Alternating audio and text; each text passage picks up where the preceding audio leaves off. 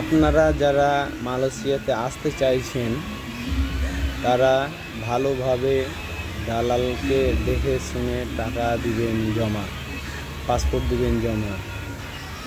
মালয়েশিয়ার এখনও কলিং খুলেনি।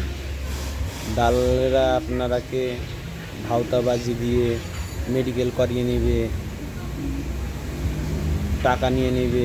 কিন্তু আপনারা ভালোভাবে নিউজ দেখবেন, তারপর দালালকে টাকা দিবেন, পাসপোর্ট জমা দিবেন, মেডিকেল করবেন। এখনও মালয়েশিয়ার কলিং খুলেনি। মালয়েশিয়া সরকার বলছে যে বৈধভাবে লোক আনলে যে কাগজপাতিগুলা লাগবে সেগুলা ঠিকভাবে দিতে হবে, কিন্তু বাংলাদেশের এজেন্সিগুলো অনেকভাবে এগুলো মানছে না। তার জন্য আমাদের বাংলাদেশ থেকে লোক আনা বন্ধ আছে, কলিং দিচ্ছে না।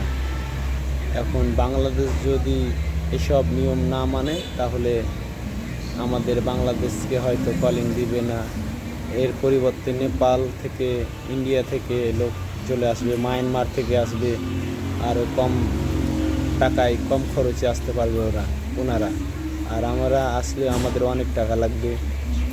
এ কারণেই এখনও সিন্ডিকেট আছে। ভিডিওটা ভালো লাগলে শেয়ার করে দিবেন। পরবর্তীতে কিছু ভিডিও বানার চেষ্টা করব।